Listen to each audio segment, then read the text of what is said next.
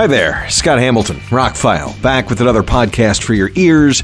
We're going to review the brand new 2022 film, The Adam Project.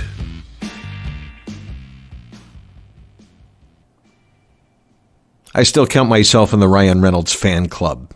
I've liked him ever since he was on TV. The persona he's crafted and the take on his snarky comedy, I still like him. Not in everything. He's not great in everything, but I really do like Ryan Reynolds. I think Deadpool, he's found the perfect role. And a lot of his other movies I really enjoy. I like him. I like it. I like how he promotes his cell phone company, his gin. He has crafted a persona that's very likable. He's good looking. He's fit. He's quick. He seems like a nice guy, even though he's snarky to the bone. So with all that being said, and I really liked Free Guy, which is the partnership between Shawn Levy and Ryan Reynolds. So I went into this going, okay, let's see what happens when they make a Netflix movie. The short version is, this is a great Netflix movie. I would probably be a little harsher on it if I went to the movies to see it. But really, if you're going to sit around with the family and watch something on Netflix this weekend, watch The Adam Project. It's really good. That's the short version. It's not a perfect movie. I'm not going to get into too many spoilers. It's a time travel movie where Ryan Reynolds meets himself, and you don't know why. And the mystery's pretty good. It's a simple story well told, which is sometimes my favorite movies. Sometimes movies over-convolute themselves. Many Netflix movies tend to have 20 to 30 minutes of extra convolution in there to make it seem like it's deeper, heavier, more memorable, whatever, when they could just streamline the thing. And they could. This one is. It's a streamlined experience with maybe not giving full value to some of the smaller characters in the film, but overall, it's an enjoyable hour and 46-minute ride. When I pulled it up on Netflix, I'm like, oh man, this is going to be like 2.5 hours. And it's, Netflix has, I've mentioned it in a few podcasts, some of these streaming services have a history of, we don't need to edit this anymore. Let's let it out. And it's 2 hours 15, 2 hours 20, 2 hours 30 minutes for a movie that probably could have been, under 2 hours. No, this is an hour 46 minutes. It flies by. It feels good. It's a toned down Ryan Reynolds, but in a good way. The best thing I can say about this movie, and this is going to sound weird coming from me, it's got honestly real, heartfelt, dramatic moments in it. The drama is real. A lot of movies of this ilk, family films, action films, mass appeal type films, they force a lot of the emotion out of it. And sometimes you get into the characters and sometimes you don't. And it just doesn't always feel genuine. I'm not saying every situation feels genuine, but when they pull a scene that actually tugs on a heartstring or whatever, it works in this movie and it feels organic. It feels real. It helps that everybody in the movie is a great actor. The kid who's in the movie, it's his first film, and he does really good. You can tell they kind of limit, what he does, and he's obviously mimicking Ryan Reynolds, and he does great at doing his own version of like a young Ryan Reynolds. But everybody else in the movie, from Mark Ruffalo to Jennifer Garner and to Catherine Keener, does a great job in all of their roles. I won't be the first reviewer that brings up, doesn't Marvel let other movie studios borrow their de-aging technology? Couldn't they have Netflix borrowed that when they were going to make a young Catherine Keener? There were a couple times it looked okay and they kept her to a distance, but there were other times it looked like she looked like a CG model standing there and it just didn't, I don't know. They spent obviously a decent amount of money on this movie. Ryan Reynolds and Shawn Levy recently said that it's okay if they don't make, an Academy Award-winning film every time. They're trying to make new original movies.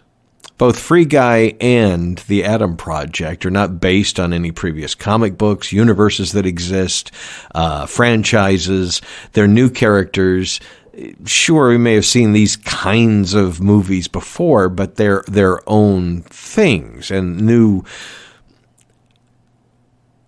I would like to see more in this particular universe. I'd like to see more in the Free Guy universe. We're going to get more of that. So I think that's great that they've started their own things, and hopefully they will improve upon them. The movie has a decent amount of action. I think if it were going to be in theaters, it would have a hair more action and a hair less drama. But for a Netflix movie, it's perfect. It really is. Again, it's not going to be one I go out and buy on 4K if it comes out. Amazon's doing a good job, by the way, of releasing some of their movies and shows on Blu-ray and 4K, like the new Infinite, that forgettable Mark Wahlberg movie. Netflix has been hit or miss on releasing some of their things, like Stranger Things you can get, but a lot of the other movies don't ever come out on their own, home video-wise. And this is, I'm fine with this being a Netflix movie. Ultimately, it's kind of forgettable. Here I am a few minutes outside of it, and I'm like, well, I guess because some of it just kind of feels not generic. It does feel like its own thing. It doesn't. I think one of the reviews I saw, that one of the non-spoiler reviews before I watched it today, said something along the lines of, these are situations we've seen before, but it doesn't feel like they've pulled them from other movies. I would say that's apt. It's like we've seen the time travel thing, we've seen the light sword kind of thing, we've seen the spaceship kind of thing, but they all kind of make it their own in this, and they've kind of crafted their own science to make all this believable. As time travel movies go, it's not up there with Back to the Future, which is one of the quintessential time travel movies, but it's a pretty good time travel yarn. And I do feel like it's left unfinished at the end. Not that it doesn't have an end, but it just feels like there's going to be more to the story.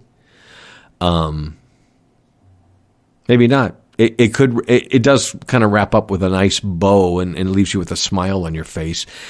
Again, all of the drama in the film, especially once it gets good and going, the first big action scenes come in about a half hour in. You've seen the little kid getting bullied in school things many times, and this is done, pretty much as they all are. But once the movie gets going, the pacing is good, the comedy is good, and the drama is great. Yeah, I don't want to get too far into it. I was about to say some things, but I'm biting my tongue on spoilers. The Adam Project is definitely worth watching. It's a throwback to those kind of movies, and I talked about this recently. In the 80s, not that I'm nostalgic for that time, but movies were kind of targeted at everyone. Everybody liked Indiana Jones or Raiders of the Lost Ark. Everybody liked E.T. And these days we're kind of segmented with comic book geeks like comic book movies and John Wick geeks like John Wick movies and whatever. And sometimes the big companies are more worried about the niche. This is more of a mass appeal. Get the whole family together and watch this on a Friday night kind of movie, and it'd be great. Pop some popcorn and have fun with it. Like I said, it's got enough action. It's got enough heartfelt drama. Everybody in it is well done. I have a concern because earlier today they announced that Shawn Levy and Ryan Reynolds are in negotiations to make Deadpool 3. Now, they've already said they're going to make an R-rated Deadpool, that Marvel's fine with this. And I just don't know that Shawn Levy's the guy. Both the action in Free Guy and this were very good. Well filmed, well choreographed. Surprisingly good, actually. Ryan Reynolds has to do some pretty martial artsy kind of things in this. But I don't know that he can step over that line. Deadpool, one of its attractions is it's very R-rated. It steps way over the line of good taste So we'll see how that goes. I also saw, and this is a little side thing, that some conservatives today were, now that they put parental controls and they're bringing R-rated Marvel shows to Disney Plus, it's all going downhill. And somebody online said, the next thing we'll see is strip teases in Disney World. That was probably the dumbest thing I've heard all day, with a day full of dumb things. For those that don't know, Disney World does have an adult playground area where they have nightclubs and bars, and no strip clubs, but it's definitely not for kids, downtown Disney at night. I've been many times. I lived in Florida. And it's a lot of fun.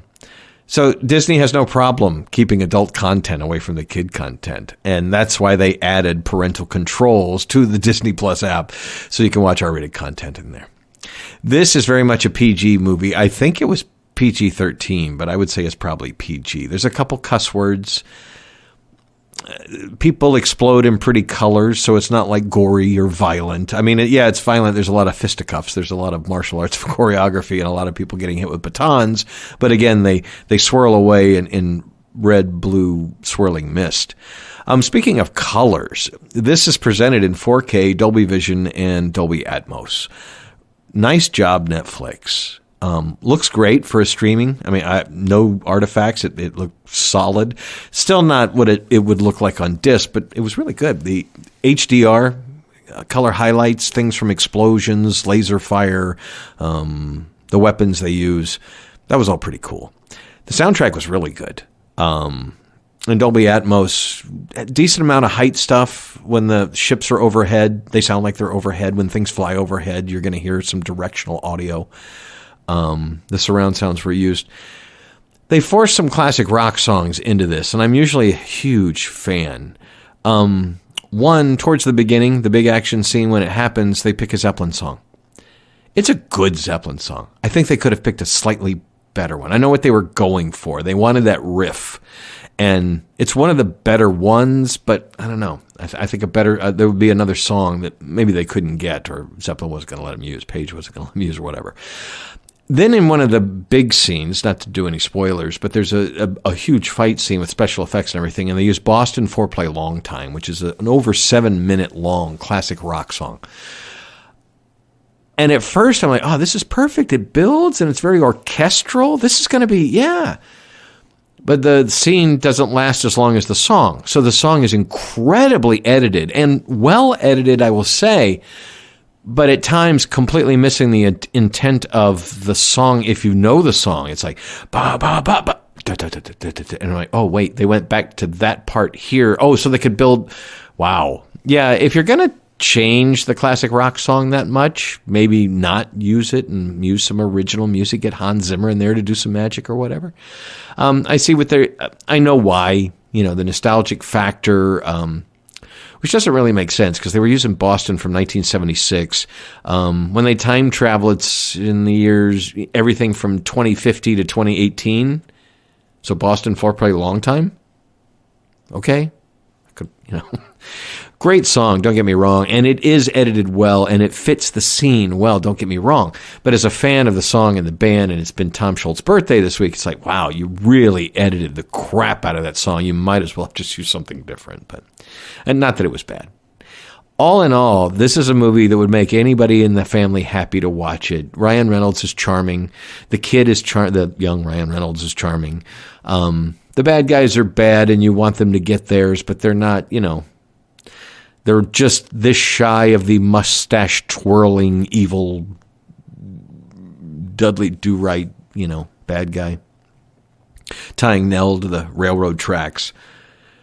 But yeah, overall, The Adam Project was a very entertaining Netflix movie. Could have probably been released in theaters, but might have a great home on Netflix. You should check it out, especially if you like any of the things mentioned. Ryan Reynolds, science fiction time travel, E.T., Flight of the Navigator, those kind of movies. This is a throwback. I will say that this kind of throws back to a younger crowd, but it's not a movie that the older crowd will get bored with. I didn't mention Zoe Saldana. She's great in the movie. I thought she was fantastic. And a lot of the emotions that come through just seem really genuine. Not just Ryan Reynolds, but everybody. It just good caliber actors, simple story well told. They executed it well. This is like, wow, okay, yeah. I'd be ready for Adam Project 2 next year if they do such a thing. Scott Hamilton, I'm ROCKFILE. Thanks for checking this out. Links are below. More podcasts are on the way. This one wasn't planned, but it's posting this weekend because it's a timely kind of thing, and people should watch this movie. It's, like I said, not a life-changing movie or one you'll remember tomorrow or want to buy it on Blu-ray one day, but it's definitely, of all the things we waste our time with on the Netflix subscription service, this is one of the better ones. Enjoy The Adam Project. Have a great day.